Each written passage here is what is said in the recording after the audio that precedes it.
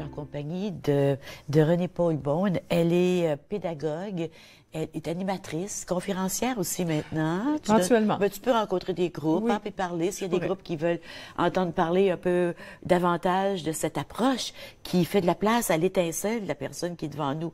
Quand un enfant nous est confié, quand on met au monde un enfant, il y a une flamme à l'intérieur et c'est cette flamme-là qu'il faut faire briller. C'est cette flamme-là qui doit ressortir et non pas l'éteindre et l'abattre. Et on vit dans un monde qui abat beaucoup.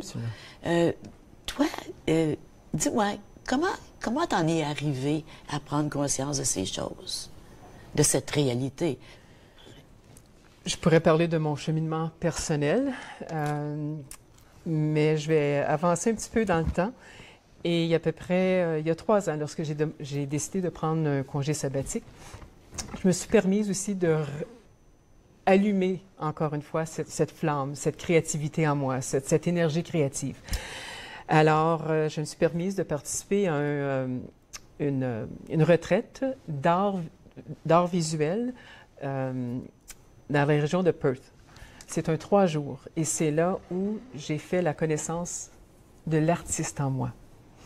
Et depuis ce temps, je peins des toiles. Ah, c'est beau. Et j'ai pu, en raison de certaines blessures de mon passé, j'ai pu me déposer sur mes toiles. Oui. Et aussi par les arts littéraires. Donc, j'ai écrit énormément dans les 3 dernières années, ce que je ne faisais pas pour moi. Donc, on parle de compassion pour soi, on parle d'amour pour soi. Ça. J'ai réalisé les bienfaits et c'est transformateur au niveau de l'âme également. On vient ça guérit. Ça guérit énormément. Ça guérit au niveau de l'âme. Ça enlève les nuages. C'est ça. Ça met de la lumière dans les ténèbres. Oui. Et puis, je me suis dit, si moi, à 50 ans, c'est comme ça que je me sens, alors je peux imaginer ce que les jeunes à 12-18 ans ressentent. Et souvent, ils n'ont pas cette facilité d'exprimer. Et dans un contexte scolaire où tout est vite, et c'est vraiment là, c'est de la performance et tout, à un moment donné, il faut prendre un certain recul, avoir une plus grande perspective et de dire, OK, quelle émotion m'habite présentement? Je vais aller de façon plus caricaturée. Quels sont les personnages intérieurs qui se retrouvent à l'intérieur de mon comité et qui fait que je réagis de telle façon? Pourquoi je n'écoute pas telle autre personne? Et à un moment donné, c'est que ça sort de façon désordonnée. Et là, c'est Quand tu parles de ton comité, tu parles d'un comité qui est à l'intérieur de toi? Oui, des personnes qui vivent en toi? Oui, on appelle ça les archétypes, selon l'approche jungienne. Oui. Puis, j'ai fait la connaissance de très beaux archétypes dans les 3 dernières années. Ils ont parlé très fort. Oui, alors, c'est la raison pour laquelle je me suis dit... On n'a pas le temps d'entrer là-dedans, mais ce sont des énergies qui existent à l'extérieur de nous, mais qu'on va puiser et qu'on les reconnaît un peu partout dans le monde, sont universels. Les projets, parle-nous par lequel tu veux commencer, par les auberges jeunesse ou bien par ton sanctuaire urbain?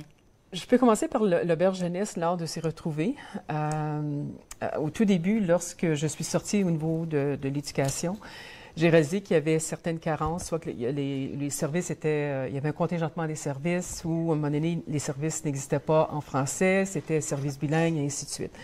Alors, je me suis dit, qu'est-ce que je pourrais offrir?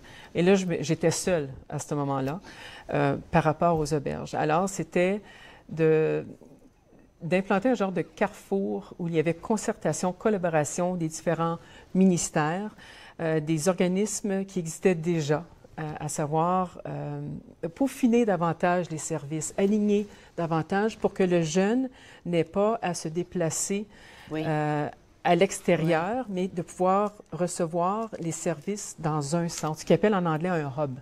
Oui. Alors, pendant les 2 dernières années, j'ai gagné à plusieurs portes, j'ai parlé du projet, le Mon Appui, mais c'est tout un imbroglio au niveau des politiques ministérielles et ainsi de suite. Il n'y a pas même amener 2 ministères à collaborer, c'est difficile. Et voilà. Donc, imagine-toi les amener à collaborer dans un hub. Alors, je n'ai pas délaissé parce que c'est ce dont on parle présentement, c'est qu'on veut une concertation des services. Oui. Alors, de façon novatrice, j'apportais peut-être une façon de voir les choses. Mais... dont les gouvernements parlent beaucoup. Et ça existe dans certains cas, ils appellent ça, il y a un nom pour ça, pas des tables de concertation, mais des cas où, dans des cas très, très problématiques, tu vas avoir différents ministères, différentes agences qui se retrouvent pour parler d'un cas. Mais c'est pour parler d'un cas, c'est pas pour œuvrer ensemble à une plus grande cause. Mais en ce qui a trait à sanctuaire urbain, cependant... Oui. Explique le sanctuaire urbain. Le sanctuaire urbain, comme j'ai dit tantôt, c'est de façon plus inclusive pour les 12 à 18.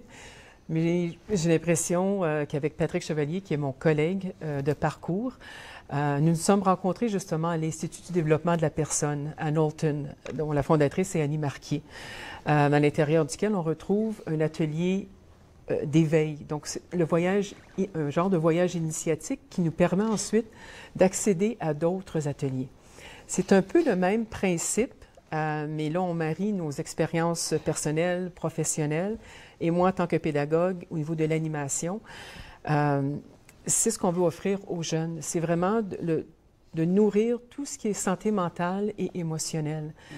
Inviter le jeune à faire des plongées intérieures, à réaliser qu'il y a des environnements de sa carte émotionnelle qu'il ne connaît pas encore et qu'il se doit de visiter.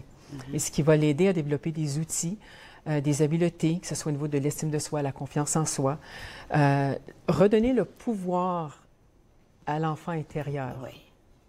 Oui. Donc, de mettre de la lumière sur cet enfant-là et de l'amener, de l'accompagner, de le guider dans son développement positif. Au niveau de sa personne. Puis, à l'adolescence, c'est ce que les jeunes, c'est ce qu'on recherche. On recherche ça toute notre vie, de façon plus intensive à l'adolescence. C'est pour ça qu'on remet tout en question. Et on remet tout en question en le rejetant habituellement. Parce que c'est des choses qui nous ont été imposées, qui ne correspondent pas à ce que tu disais tantôt, qui est notre petite flamme intérieure. C'est ça. On questionne. Ils questionnent. Puis ils ont le droit de questionner. Puis on devrait continuer à questionner toute notre vie. Au lieu de la personne qui arrête au lieu de penser qu'un adolescent est en train de se révolter. Il n'est pas en train de se révolter. Il est en train de se poser des questions sur la vie. Il est à se dessiner, à se façonner. Oui. Il est le sculpteur. Il est le forgeron de sa personne. Oui. Et puis, je vais jouer avec les mots apprentissage ou sage apprenti. Ah, c'est beau. Donc, à titre de petits sages, ils font des apprentissages, justement, mais ils ont besoin d'être accompagnés, d'être guidés. Il y en a qui vont dire, non, j'ai pas besoin d'aide.